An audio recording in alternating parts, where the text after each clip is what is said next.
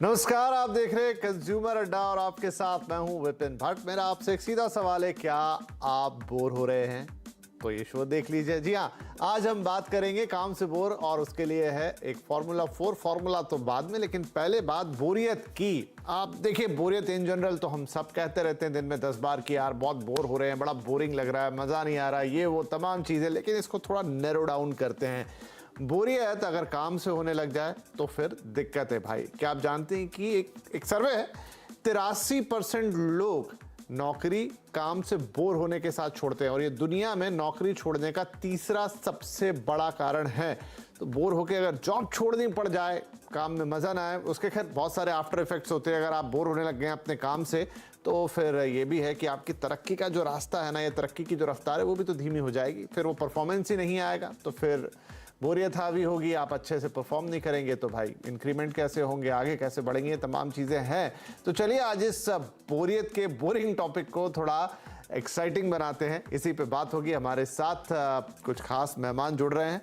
I hope कि वो bore नहीं होंगे। मार्चिंग शिप की फाउंडर और CEO Sonika Aaron, global Hunt के एमडी सुनील गोयल, और फीलिंग माइंड्स की साइकोलॉजिस्ट डॉक्टर चीनू अग्रवाल। आप सभी का बहुत बहुत स्वागत है। तो सुनील जी, मैं आपसे ही शुरू करूं और पहला सवाल यही पूछूं कि क्या आपको बोरियत हो रही है कंज्यूमर अड्डा में इस वक्त? आप म्यूट पर हैं सर, तो मैं मान लेता हूं कि आप बोर हो रहे हैं। नहीं नहीं नहीं, मुझे एकदम से बोरियत नहीं हो रही है, क्योंकि आप हमेशा एक बहुत ही नया और इनोवेटिव विषय लेके आते हैं और बहुत ही इंटरेस्टिंग डिस्कशन होता है वो। तो मुझे तो कोई भी बोरियत नहीं होती है। और मैं जहां तक लोगों की बात कहूँ, तो एक काम करने का तरीका और खाना खाना, जैसे कहते हैं ना, बहुत भी अच्छा खाना हो तो आप कितने दिन तक लगातार सेम सेम खाना खाएंगे, तो उसमें भी चेंजेस की जरूरत होती है।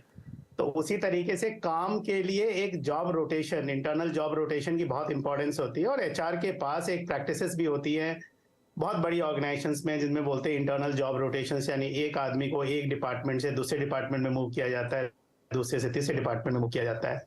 उसका पर्पस एचआर का या ऑर्गेनाइजेशन का ये होता है कि कोई भी टैलेंटेड आदमी अपने काम से बोर ना हो जाए, उसको अलग अलग काम करने का मौका दिया जाए। और उसको जब अलग अलग डिपार्टमेंट में काम करने का मौका मिलेगा, तो उसका टैलेंट ग्रूम होगा, वो ऑर्गेनाइजेशन को और अच्छी तरह कंट्रीब्यूट कर पाएगा, और शायद वो फिर से वापस, अगर 1 साल 2 साल के बाद वापस अपने पुराने रोल में भी आता है, तो वहां ज्यादा कंट्रीब्यूट कर पाता है, क्योंकि उसको एक तो एक्सपोजर होता है, और दूसरा उसको लगता है कि हर काम में, जैसे कई बार ये भी होता है कि जब हमें दूसरे के काम की ज्यादा ज्यादा उसकी डिटेलिंग पता नहीं होती है, तो भी ज्यादा बोर होने लग जाते हैं, या दूसरे का काम हमें ज्यादा इंटरेस्टिंग लगने लग जाता है और अपना काम ज्यादा बोर लगने लग जाता है। तो ये भी बहुत जरूरी है कि मुझे लगता है कि जॉब रोटेशन, जैसे घर में भी देखिए तो लोग आपस में काम बांटते हैं कई बार कि भाई आप आज आप बाहर का कर लो, आज हम अंदर का कर लेते हैं, सो एंड सो करके। तो हर जॉब के लिए एक रिक्वायरमेंट है, एक नीड है कि जॉब में रोटेशन हो, लोगों को क्रॉस डिपार्टमेंट में अपॉर्चुनिटी मिले, मौका मिले। कोई भी जॉब अपॉर्चुनिटी नहीं आती है तो पहले हम बोलते हैं internal job promotion, IJP. Company के अंदर इंटरनल एडवर्टाइज होती है कि कोई अप्लाई करना चाहते हैं, उनका फॉर्मल इंटरव्यू होता है उस डिपार्टमेंट के लिए, उस फॉर्मल इंटरव्यू के बाद अगर उनकी सिलेक्शन होता है उनका, तो वहां पे उनको जॉब मिलती है। तो अभी भी प्रैक्टिसेस हैं कि लोग बोर ना हो काम से, बट हाँ, अपनी एक्टिविटीज में क्या होती है, रूटीन की जगह अगर कुछ अलग अलग अगर आपके पास 20 एक्टिविटीज है, तो 20 एक्टिविटी आप एक दिन में भी नहीं कर सकते, तो आप रोटेट कर करके काम को करते हैं। तो मुझे लगता है टीम में, अगर विद इन द टीम और के अंदर भी अगर एक्टिविटीज को रोटेट किया जाए, तो उससे भी काफी एक्साइटमेंट बनता है, बिकॉज अल्टीमेटली ब्रेन काम करता है, और ब्रेन स्टैटिक हो जाता है सेम चीज कर करके। ब्रेन को लगता है कि मैं नहीं सीख रहा हूं, मुझे कुछ लर्निंग नहीं है। जो एक नंबर था, जो फिगर मैंने आपको बताया कि 83% लोग जॉब छोड़ देते हैं जस्ट बिकॉज ऑफ बोरियत, कितनी सच्चाई है? मुझे थोड़ा बिलीव नहीं हो रहा है इस आंकड़े पे। देखिए, जॉब छोड़ते इसमें 83% 3-4 कारण है। पहले अपनी प्रोग्राम 83%, ये मतलब ये तीसरा बड़ा कारण है। 83% लोगों का कई बार कारण बोरियत होता है, ये कहने का मतलब है। बोरियत एक वन ऑफ द रीजन है उसके। अगर आप जॉब लिविंग के रीजन पूछेंगे तो compensation, growth, not having a good boss, अच्छा नहीं, ये मैं ये कह रहा हूं कि तीसरा बड़ा कारण है। तो क्या सच में बोर होके लोग जॉब छोड़ते भी हैं? होते तो हैं, क्योंकि अगर आज के डेट में करंट सिनेरियो में देखें, जो मिलेनियल है, वो 1, 1.5, 2 साल के बाद बोलते हैं बहुत हो गया, मैंने बहुत दिन काम कर लिया इस कंपनी में। शायद एक जनरेशन पहले जाएंगे तो लोगों को शायद 5-7 सालों में जो फीलिंग आती थी, 8 साल में जो फीलिंग आती थी, आज के डेट में 2 साल में। ठीक है, गॉट योर पॉइंट सर। तो बोरियत कई बार कारण बन सकती है। अब थोड़ा बोरियत को समझ लेते हैं और फिर से उसके आपको काम से जोड़ेंगे। चीनू जी, ये बताइए कि कैसे समझे बोरियत को, क्योंकि एक समय में जो काम आपको एक्साइटिंग लगता है जब आप उसकी शुरुआत करते हैं, वही सेम चीज आपको थोड़े दिनों में बोरिंग भी लगती है या थोड़े ज्यादा समय के बाद। मतलब चीज तो नहीं बदल रही है, ये आपकी अंदर की स्थिति बदल रही है। तो क्या ये साइकोलॉजिकली कुछ बदलता है या कोई केमिकल लोचा है, कोई कोई हार्मोन्स है जो कब ज्यादा हो जाते हैं, क्या होता है? विपिन जी, सबसे पहले तो आपको साधुवाद, इतना अच्छा टॉपिक लेकर आए। दूसरा, मुझे ये बताइए, क्या आप मुझे ठीक से सुन पा रहे हैं? हाँ जी, हाँ क्योंकि जी, यहाँ पर सुन पा रहे हैं। बोरियत को समझने के लिए हमें एक बहुत ही खास मनोवैज्ञानिक के पास जाना पड़ेगा, जिनका नाम है मिहाली। उन्होंने एक किताब लिखी है फ्लो के ऊपर, जिसमें वो ये कहते हैं कि बोर्डम क्यों होता है। तो दो चीजों का उन्होंने एक मैट्रिक्स बनाया, जिसमें उन्होंने ये कहा, पहली चीज है स्किल, आपकी परसीव्ड स्किल, मतलब आपके अंदर अपनी ही कुशलता का क्या बोध है। और दूसरा चैलेंजेस, वर्क प्लेस पे या कहीं भी इन दोनों के कॉम्बिनेशन और डायनेमिक्स से ये डिसाइड होगा कि क्या आप बोर होंगे या आप अपने काम में बहुत पैशनेटली इन्वॉल्व होंगे। तो कैसे, मान लीजिए अगर आपका स्किल बहुत हाई है पर चैलेंज बहुत कम है आपके काम का, तो नेचुरली आप समझ सकते हैं ऐसे लोग बोर हो जाएंगे। दूसरा, चैलेंज भी कम है और स्किल का लेवल भी कम है, स्किल रिक्वायर्ड ही नहीं है उस काम के लिए, एक मैकेनिकल डेटा एंट्री जैसा काम है, तो उसमें भी लोग बोर हो जाएंगे।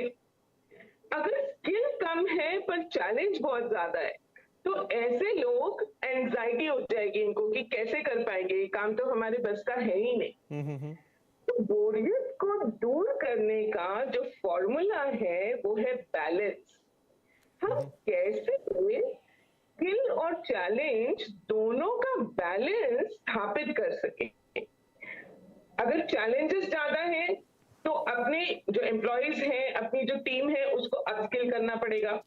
और अगर स्किल लेवल ज्यादा के लोग हमने रिक्रूट कर लिए तो उनको उनके हिसाब से चैलेंज भी हमें देना पड़ेगा, तभी वो पैशनेटली अपने जॉब में इन्वॉल्व हो पाएंगे। ठीक है, तो ये पर्सपेक्टिव आपने जो स्किल और चैलेंज के बैलेंस की बात कही, अलग अलग 2-3 सिनेरियो बताए, तो ये तो हो गया कि जो एम्प्लॉयर है उसके पर्सपेक्टिव से। लेकिन जो एम्प्लॉय है, सोनिका जी, अब कहीं हो सकता है कि आपकी कंपनी आपके लिए इतना कुछ सोच रही हो और उस हिसाब से उसके पास उतने मौके भी हों, उतने डायनामिक्स भी हों, उतना एडजस्टमेंट करने का स्कोप भी हो, लेकिन जरूरी नहीं कि हर जगह ये होगा और हर किसी कंपनी में ये होगा। जहां नहीं होगा तो वहां एक इंडिविजुअल यानी एम्प्लॉय, वो कैसे इस सिचुएशन को अंडरस्टैंड करेगा, कैसे, अगर मान लीजिए उसको समझ में भी आ गया कि उसे बोरियत हो रही है और इस वजह से उसकी परफॉर्मेंस आगे पीछे हो रही है, तो वो बोरियत के उस फैक्टर से कैसे डील करेगा? Thank you. एक्चुअली दोनों गेस्ट्स ने बहुत अच्छे पॉइंट्स बोले हैं और मैं उन्हीं पे बिल्ड करती हूँ। लेकिन सबसे पहले मैं आपको एक चीज बताती हूँ कि जब हम बड़े हुए थे ना, उस टाइम पर आज की डेट में जो सुविधाएं हैं, 24/7 टीवी, इतने सारे गैजेट्स, इतने सारे गेम्स, हर जगह जिम, ये सब हम लोगों को अवेलेबल नहीं थे। आज ये सब कुछ अवेलेबल होते हुए भी आज जो हमारी वर्कफोर्स है, क्यों इतनी जल्दी बोर हो जाती है? आज अगर आप पुराने टाइम पे देखें, ऑफिसेज में ना जिम होते थे, ना इतनी अच्छी पैंट्रीज होती थी, ना रिक्रिएशन रूम्स होते थे, लेकिन फिर भी लोग काम करते थे और लंबा काम करते थे। लेकिन आज ये सब फैसिलिटीज ऑफिस में होते हुए भी, इतनी अवेयरनेस, एचआर डिपार्टमेंट्स इतनी अवेयरनेस होते हुए भी लोग बोर हो जाते हैं। ऐसा क्यों है? और उसके लिए आपने बिल्कुल सही बोला, आज की वर्कफोर्स को समझना बहुत जरूरी है। आजकल की जो वर्कफोर्स है वो बहुत इवॉल्व्ड और अपने बारे में सोचने वाली, और जैसे डॉक्टर चीनो ने बहुत अच्छा मॉडल एक्सप्लेन किया कि जो स्किल और चैलेंज का मैट्रिक्स है वो एम्प्लॉइज की तरफ से ही समझना पड़ेगा और एम्प्लॉइज की साइकोलॉजी को समझना पड़ेगा। आपने बोला कि 83% आंकड़ा है कि लोग बोर हो जाते हैं, लेकिन उस बोर्डम के नीचे के अंदर का रीजन क्या है कि उनको ग्रोथ अपॉर्चुनिटी नहीं मिल रही है, उनको काम करने में मजा नहीं आ रहा है, उनको अपनी लर्निंग या अपनी स्किल शो करने का मजा नहीं आ रहा है, उनको अपने कोवर्कर्स में वो या अपने मैनेजर में वो इंटेलेक्चुअल स्टिमुलेशन नहीं मिल रहा है। वो रीजन क्या है बोर्डम का? जब तक हम वो नहीं पकड़ेंगे ना और उस पे काम नहीं करेंगे, तब तक ये बोर्डम हमको बार बार काटता रहेगा।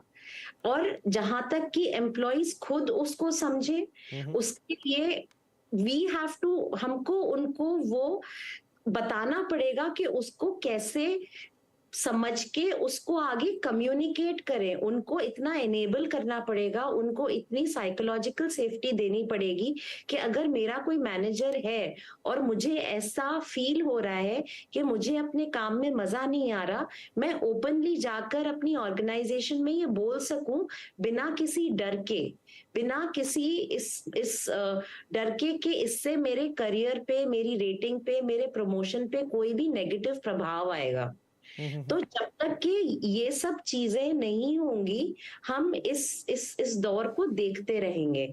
चलिए ठीक है, ये एक अच्छा एनालिसिस है कि और ये मुझे लग रहा है कि शायद एक म्यूचुअल सी सिचुएशन है जहां पर दोनों, मतलब नियोक्ता और जो जिसे एम्प्लॉय और एम्प्लॉयर, उन दोनों की बातें अगर हम इसको सिर्फ रिस्ट्रिक्ट रखें अपने जॉब तक, तो सुनील गोयल साहब फिर कैसे इस पर आगे बढ़ा जाए? क्योंकि जैसा मैंने कहा, मैं अभी भी उस सवाल को थोड़ा और गहरा लेकर जाऊंगा कि बहुत बार अब ये है कि कंपनी से क्या होता है, मेरे बॉस मेरा कितना सुने या पूरा जो मैनेजमेंट वो कितना सुने, लेकिन आपके हाथ में एटलीस्ट आपके तो कंट्रोल होते हैं एक हद तक। तो आप अपने उस बोर्डम को, चलिए हो सकता है कि जो चीज चाहिए वो मिलते मिलते अभी 6 महीने और लगेंगे या 8 महीने और लगेंगे, क्योंकि एक पूरी ऑर्गेनाइजेशन है, लेकिन तब तक आप अपने आप को कैसे मोटिवेट करेंगे? देखिए, मल्टी स्किल्स, मल्टीटास्किंग एक ही सिक्के के दो पहलू हैं।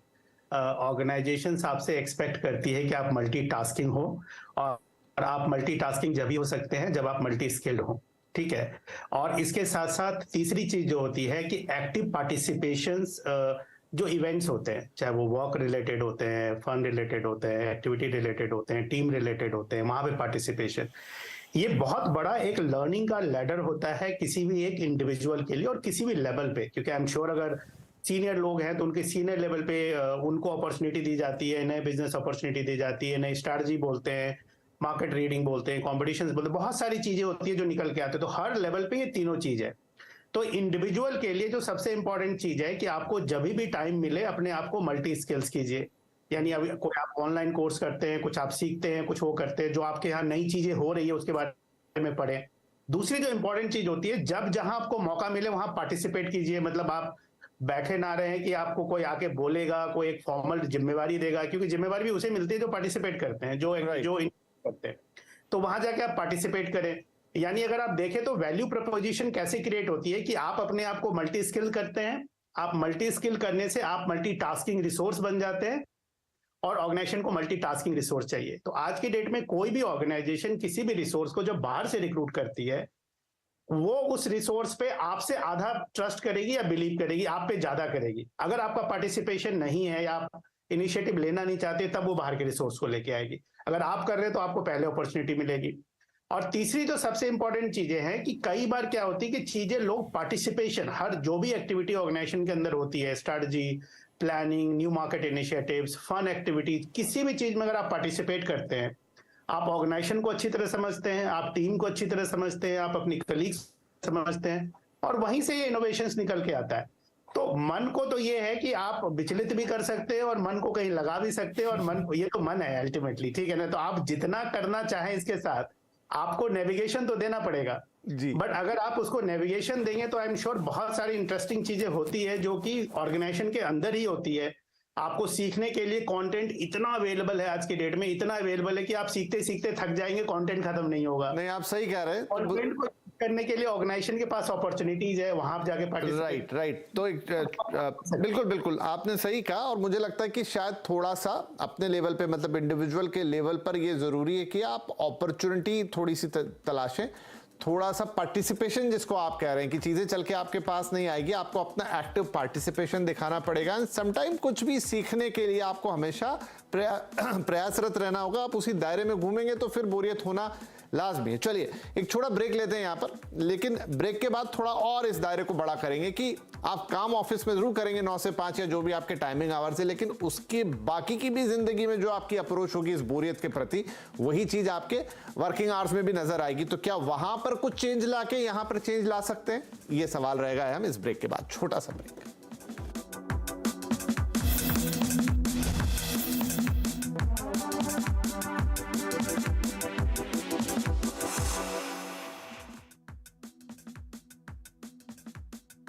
फ्रेंड्स, मैं कुछ खुशखबरी आप सबके साथ। डू यू नो में आज हम बातचीत करेंगे आईटी मेजर विप्रो के बारे में। दरअसल विप्रो जो है उसका एक शॉर्ट फॉर्म है, उसका एक फुल फॉर्म भी है। फुल फॉर्म है western India palm refine oil limited. दरअसल इस कंपनी की शुरुआत जो हुई थी वो एक रिफाइन ऑयल मैन्युफैक्चरर के तौर पर हुई थी। शुरुआत में वनस्पति ऑयल बनाती थी, सनफ्लावर वनस्पति के नाम से, और साथ साथ एक सोप भी बनाती थी, इसका नाम था 787। अच्छा, 1970s में जब इस कंपनी का आईपीओ आया था तो वो पूरी तरह सब्सक्राइब नहीं हुआ था। तो कुछ गांव वाले जो कि अमलनेर में इस कंपनी का जहां पहला प्लांट था, उन्होंने इस आईपीओ के अंदर पार्टिसिपेट किया था, और वो पार्टिसिपेशन उनकी वेल्थ को मासिव तौर पे बिल्ड करके किया। बड़ा इंटरेस्टिंग फैक्ट ये भी है कि करीब 3% इक्विटी अमलनेर के जो गांव वाले हैं वो ओन करते हैं, जिसकी वैल्यू आप खुद ही समझ सकते हैं, करीब 3 से लेके 5,000 करोड़ रुपए के बीच में होगी। इसीलिए अमलनेर को विलेज ऑफ बिलियनेयर्स भी बोला जाता है। इसके अलावा एक बड़ा वेल्थ क्रिएटर रहा है आईटी सेक्टर का विप्रो। अब तक करीब 13 बोनस और 2 स्प्लिट देके इसने एक मासिव वेल्थ भी क्रिएट की है। तो कुछ इंटरेस्टिंग फैक्ट विप्रो से रिलेटेड, आगे भी कुछ और फैक्ट लेकर आपके लिए आते रहेंगे। डू यू नो में आज हम बातचीत करने वाले हैं स्पाइसजेट के बारे में। दरअसल स्पाइसजेट के बारे में बहुत सारे इंटरेस्टिंग फैक्ट्स हैं। सबसे पहला तो कंपनी की जो इनिशियल शुरुआत हुई थी वो दरअसल मोदी लुफ्त के नाम से हुई थी, जो कि एक एसके मोदी ग्रुप और लुफ्थांसा के बीच का टाइप था। बाद में इस कंपनी का जो AOC सर्टिफिकेट है, यानी कि एयर ऑपरेटर सर्टिफिकेट है, वो सर्टिफिकेट मिला अजय सिंह साहब को, और उन्होंने इस कंपनी की शुरुआत की स्पाइसजेट के नाम से। स्पाइसजेट के सारे प्लेन्स जो होते हैं वो किसी ना किसी स्पाइसेस के नाम पर रखे जाते हैं। मिसाल के तौर पे आप coriander, chilli, turmeric, red chilli, mustard, pepper, ये सब स्पाइसजेट के एरोप्लेन्स के नाम हैं। और जब भी आप कभी इसकी उड़ान में बैठे तो इसके कॉकपिट के नीचे देखिएगा ये नाम लिखे हुए आपको कहीं ना कहीं दिखाई पड़ेंगे। एक और इंटरेस्टिंग फैक्ट ये भी है कि अजय सिंह साहब वो आदमी हैं जिनका बहुत इंपॉर्टेंट कंट्रीब्यूशन था डीडी स्पोर्ट्स के लॉन्च में, और डीटीसी बसेस दिल्ली में जो चलती हैं उसके लॉसेस को कट डाउन करने और टर्न अराउंड करने में भी अजय सिंह साहब का बहुत मेजर कंट्रीब्यूशन रहा है। तो कुछ इंटरेस्टिंग फैक्ट स्पाइसजेट से रिलेटेड, आगे कुछ और फैक्ट लेकर आपके लिए आते रहेंगे। डू यू नो में आज हम बातचीत करने वाले हैं टाटा समूह की कंपनी टाइटन के बारे में। दरअसल टाइटन जो है इसका वैसे तो कोई औपचारिक फुल फॉर्म नहीं है, लेकिन ये मान सकते हैं ये टाटा इंडस्ट्रीज और क्योंकि टिडको जो कि तमिलनाडु इंडस्ट्रियल डेवलपमेंट कॉर्पोरेशन का एक जेवी है, तो इसलिए आप इसे Titan, Tata industries investing.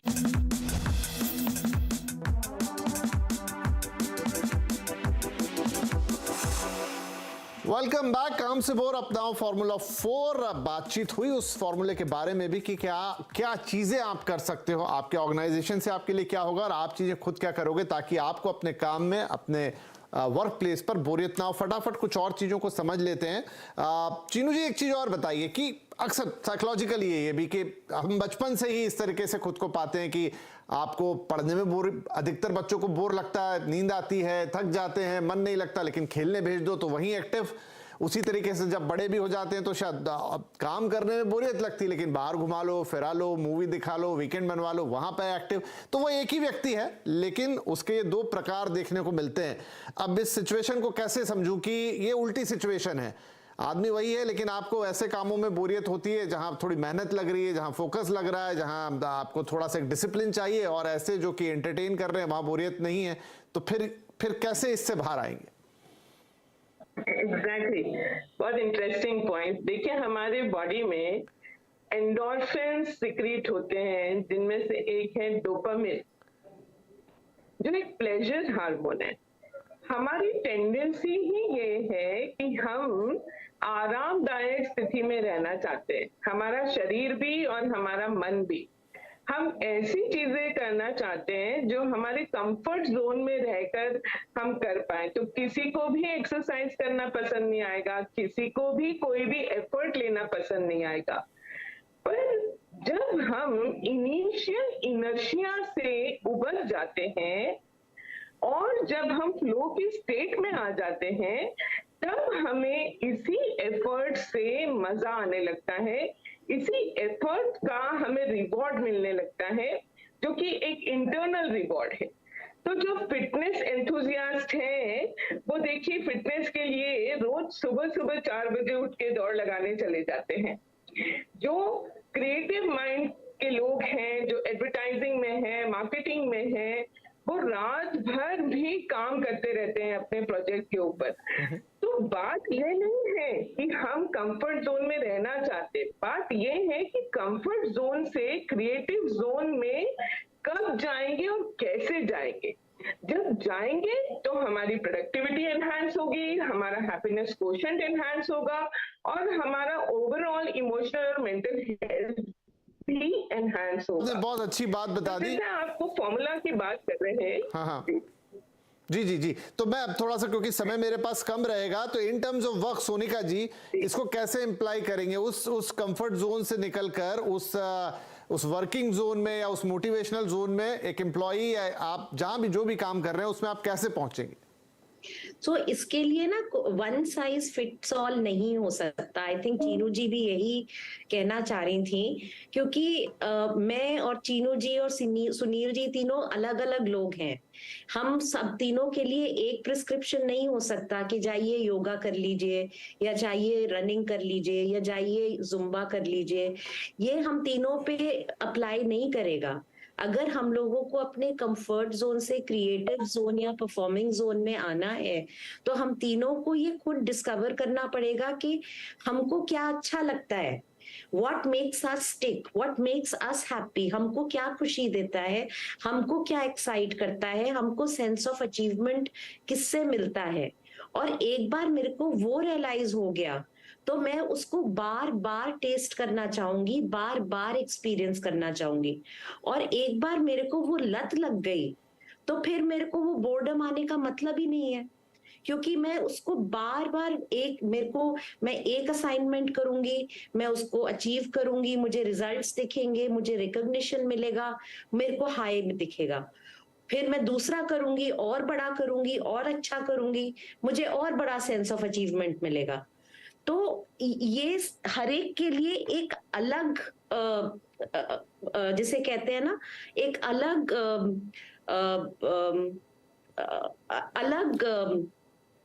Approach होगी। I got your point. लेकिन हाँ, वही कि वो कैसे, तो at last Sunil ji 30 second से मेरे पास, अगर आपके पास इसका कोई फॉर्मूला हो। देखिए, मैं तो ये कहूंगा कि अगर आपको ऑर्गेनाइजेशन के अंदर नहीं मिल रही है अगर अपॉर्चुनिटी, तो अपने वीकेंड को फुल्ली यूटिलाइज करें। ठीक है, आपको जो सबसे अच्छा लगता है, स्पोर्ट्स है, रीडिंग है, कोई क्रिएटिव वर्क है, कुछ भी आपको अच्छा लगता है, आप उसमें अपने आप को इन्वॉल्व करें। वीकेंड्स में फुल्ली आप उसमें इंडल्ज हो जाए। आप जब काम पे जाएंगे आप चार्ज अप होंगे। काम के अंदर आप ये देखें आप क्या अच्छा कर सकते हैं, उसमें आप इनोवेशन लाने की कोशिश करें, सजेशन दें।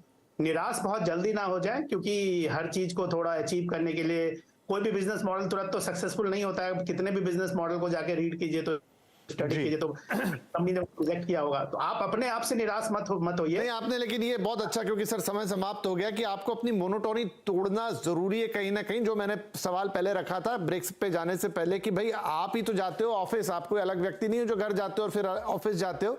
तो जब घर पहुंच रहे हैं तो वहां पर कुछ ऐसा आप क्रिएटिव कर लें, वीकेंड पे कर लें, थोड़े से एक्स्ट्रा टाइम मिल जाए तो उसमें कर लें जो आपके मन को प्रफुल्लित करे, और फिर यही प्रफुल्लता, यही खुशी, यही एक्साइटमेंट आपके वर्क में भी पास ऑन होने के चांसेस बढ़ जाते हैं। वो बोलते हैं ना कि अब कितना अच्छा होता कि किसी आइसक्रीम में, किसी पिज्जा में, किसी समोसे के अंदर ही सारे विटामिन और प्रोटीन्स होते तो दुनिया कितनी खुशहाल होती लेकिन ऐसा होता नहीं है। उसके लिए आपको कड़वी चीजें खानी पड़ती हैं, टेस्टलेस चीजें खानी पड़ती हैं, क्योंकि सारे गुण भगवान ने वहीं डाले हैं।